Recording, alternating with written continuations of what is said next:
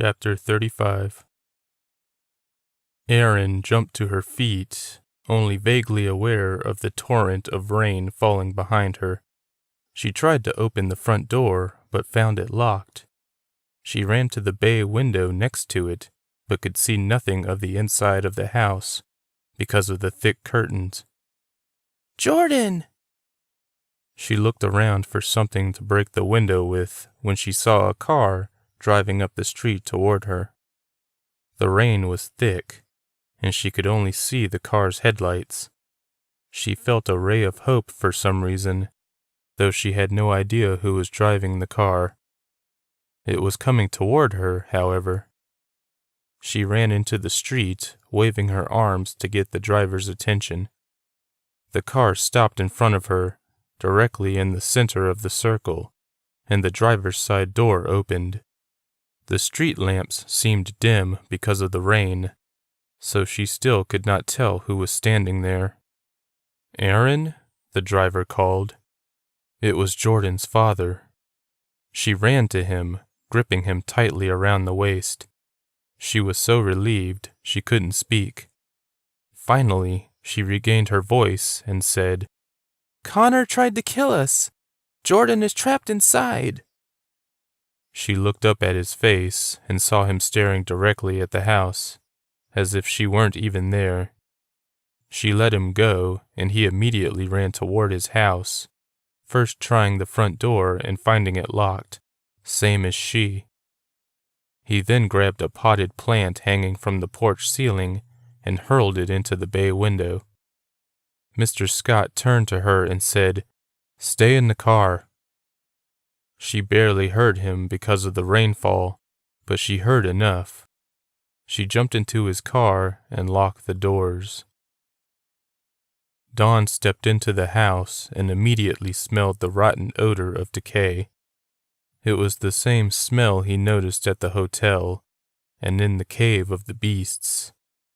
He breathed through his mouth as he stepped through the living room, the broken glass crunching beneath his feet. That sound was like fireworks in the quiet house. He waited for someone to come barreling toward him. No one came. "Jordan! Connor!" No response. He took a few steps toward the den below. He thought he saw a shadow walking away. He took the few steps down into the den and looked right, toward his office. His door was open, so he made his way toward it. Inside, he saw his file cabinet standing in the middle of the office. The fireplace partition was open and covered with blood. What in the hell happened here? "Jordan!" he screamed into the seemingly empty house. He greatly feared for his son's safety, and not finding him, only his blood, made his heart hammer in his chest. He heard something just then. It sounded like air coming from the vent in his office. It was as soft as a whisper. It was a whisper. He ran to the vent, leaned down, pressed his ear to it. "Daddy." Jordan, upstairs, in Connor's room. Dawn raced out of the office and headed upstairs, taking the steps 2 at a time. Erin grew colder the longer she waited in Mr. Scott's car. The rain slowed, the lightning pretty much ceased, and all the windows fogged up. She shivered, but not from the cold. She would never forget the events of tonight. Though Jordan had told her his family's secrets, she still couldn't believe what she'd seen. She couldn't make sense of any of it. As much as she cared for Jordan, she also cared about Travis. Connor did something to him, and only he could undo it. No matter what happened to her tonight, she would make sure Travis was cured, even if it meant hurting Connor. She wished she had her cell phone, but she didn't want to go back in that house just to look for it. The car's headlights shone on the front of the house, on the broken bay window, but she couldn't see anything inside because of the fog in the curtains. The windshield wipers were on, but did nothing for the fog, so she turned on the vents. The fog slowly lifted, but not fast enough, so she wiped the windshield with her sleeve. That was when she noticed something standing just outside the driver's side door. She screamed and then cut it short by covering her mouth. Someone was staring back at her, but she couldn't tell who. She didn't want to wipe the window to see, so she waited. The figure began walking away toward the house. Once it got to the front of the car, she saw it in the headlights. "Oh my God," Erin whispered. She wanted to honk the horn to warn Mr. Scott. Instead, she simply waited. Don made his way up the stairs to the second floor. That long hallway seemed more imposing than ever before. He passed his room on his way to his sons' and nephews' rooms. Connor's was on the right, just above Don's office. Jordan's, which was across the hall, had the door wide open. Don heard a voice coming from that room. He peeked into the room and saw his son facing away from him, crying and mumbling.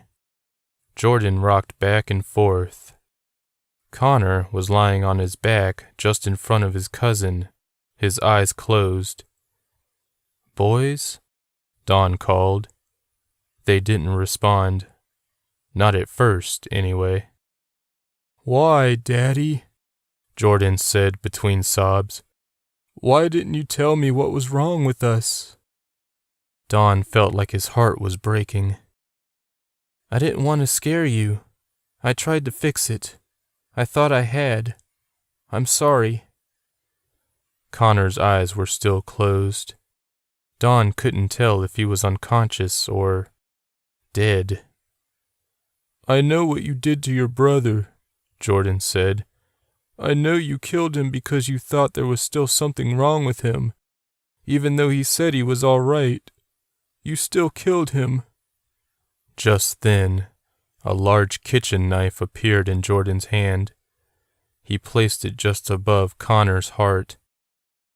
"I need to kill Connor so he can't hurt us anymore." Don's breath caught in his throat, and he couldn't speak. His eyes grew so wide they almost popped out of his head. "No!" he barely managed to say. He couldn't move. Jordan turned his head slightly so that Don could see his face in profile.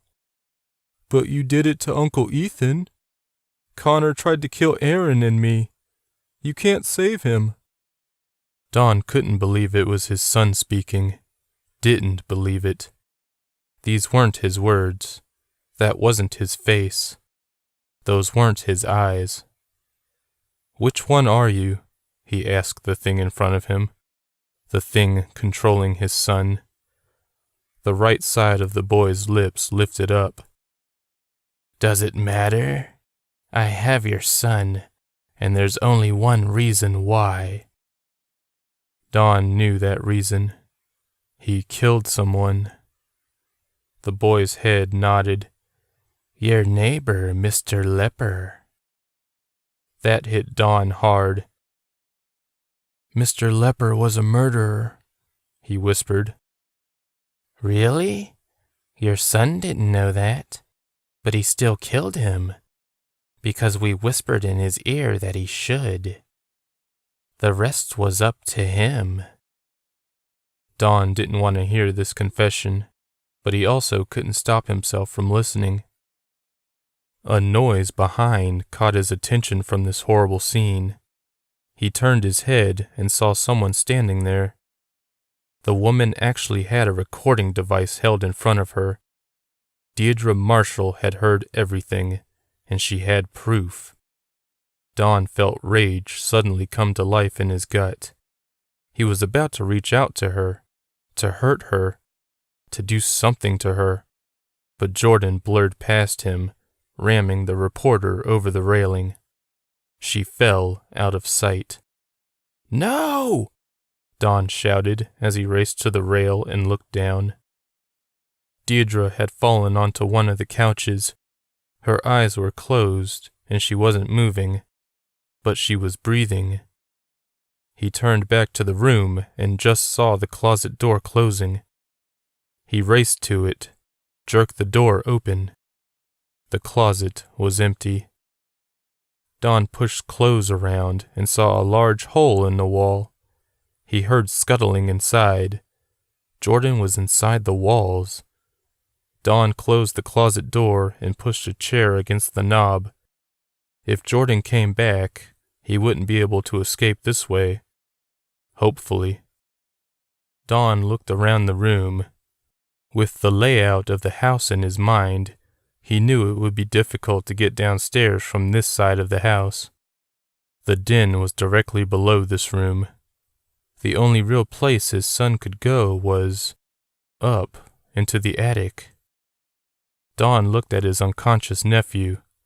He didn't know what had happened to him, but he prayed the boy stayed asleep. He then raced out of the room, closing the door behind him. He reached up to the chain to bring down the attic steps, which dropped down between Jordan's and Connor's rooms. He climbed the ladder, his heart hammering in his chest. There were a few light bulbs set up throughout the long attic. Since he was at one end and saw nothing in that corner, he looked to the other end. He saw no one and wondered if he had underestimated his son's ability to move throughout the walls. But then he saw a hole to his right, over where Jordan's room was. He walked on the rafters to get to it, saw it was empty.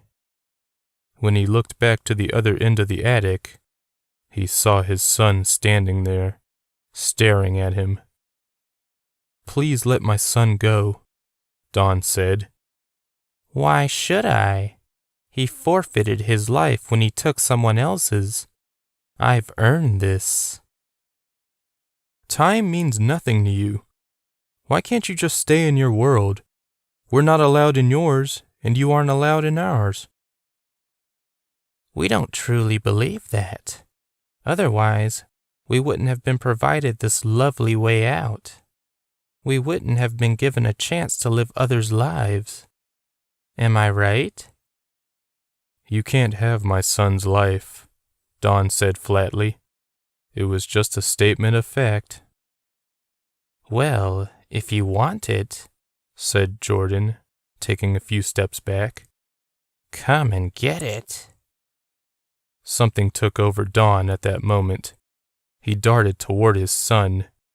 The boy simply stood there, waiting. They collided and fell backward through the floor. Don closed his eyes and only heard the crashing around him. As they fell, he twisted in midair and landed with his back to the floor. He felt a body on top of him, and when he opened his eyes, he saw his son there. He held Jordan close to him, expecting a fight. There was none. The boy was unconscious. Don held him anyway, but not as tightly. "You have your boy back," said a harsh voice near the stairs. "For now, anyway." Don looked upside down at the figure standing at the end of the hall. He turned right side up when he realized who it was. His wife stood there, that jackal grin on her face. He got to his feet, leaving his son on the floor. "You're leaving my family?" he asked. "No," said Monica. "I told the others to depart so I could talk to you." "About what?" "Things have gone very badly for you tonight, Donovan. We're partly to blame, but there have been things done over the decades that had nothing to do with us. You know what I mean." And Don did, though he didn't want to admit it. He remembered the conversation he'd had with Monica and Destin. He'd always had a temper as a kid and had hurt people. He was not a good man, though he tried to be. Why are you telling me this? He asked. Your life can't go on the way it used to, not after tonight. Lives have been ruined. Whose? Who else's, I mean? The friends of your children, Travis and Aaron. Aaron is safe. Wasn't she? Not after what I did to her on the way here. The jackal grin left Monica's face. I sent her to our world the way Connor did to Travis. She'll never recover. She shook her head slowly. That was you, not Monica. The cops won't see it that way, Donovan. The grin returned. Your only chance is to take your family and start over. But you can't do that without us. At that moment, Connor and Jordan appeared behind Dawn. They stared at him, grinning. What do you want? Dawn asked Monica. We want you back, she said. We can't grab a hold of you like Machiska used to when he started this whole thing. He almost had you after you killed Ethan, but something let you slip from his grip. Connor hasn't killed yet. He started to kill his mother's boyfriend, but didn't finish, so Ivy took over. We've been trying to get him ever since. Him and you. You have to give yourself up willingly. Dawn was overcome with relief at that revelation. He'd been wrong about his nephew all these years, and he knew the thing that let him slip from Machiska's grip was Monica's love. But he couldn't think about that now. And then what? He asked the demon in front of him.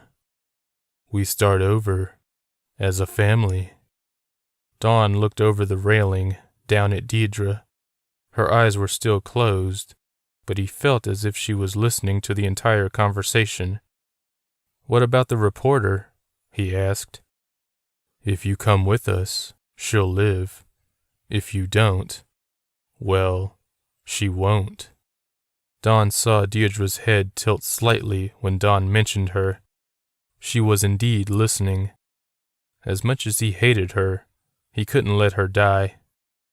But he couldn't condemn his family to this life either. Lightning flashed outside. Thunder rumbled. He looked to the broken bay window below, the curtains flapping in the wind. He made his decision. I'll give myself to you. Monica and the kids laughed in an alien way, a mix of human and monster.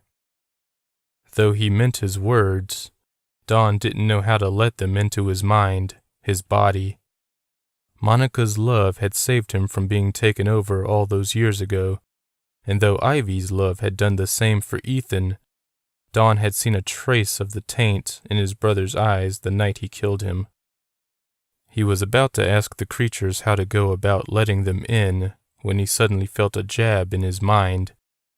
His instinct told him to fight the invasion, but he forced himself to allow it in. He had to, for the sake of his family. For the sake of your family? Monica asked. How can you save your family by letting us in? She was reading his mind. Now that she was in, she could do that. Dawn had to guard his thoughts. I was afraid you would harm them if I refused, he said. We wouldn't have done that. Do you really think that terribly of us? We would have hurt the reporter, but not your family. Dawn didn't care for her words, so he merely nodded. The intrusion spread from his brain and down his spine, infecting the rest of his body. He grew so cold, he started shivering. He could smell ammonia and decay. He could hear voices in his ears. They were the voices that told him to do awful things when he was younger. He regretted the fact he couldn't blame the voices for every bad thing. Dawn had many regrets, his biggest being how he couldn't undo those other regrets. He was an angry man, not unlike any other human being, but there were decisions he'd made that poisoned his soul. He deserved this punishment, but his family did not. Dawn started toward Monica and the kids. Monica opened her arms, and he let her embrace him. Into her ear, he whispered, "Let them go and take me." "We've missed you, Donovan," she whispered back. She let him go and stared into his eyes. "We don't want your family, just you. We can start over with just you." She sounded like a mother soothing her child. At that moment, Monica, Jordan, and Connor collapsed to the floor. Dawn stared at the three of them for a whole minute before walking down the stairs into the living room. Once he got there, he looked to his left and saw Deirdre sitting up on the couch. She looked frightened and excited at the same time. "Your face," she muttered. "I know you're going to write about this," he said to her, ignoring her words. He knew what his face looked like, that jackal grin. "Leave my family out of it. Write what you want about me, but leave my family out of it." "Okay."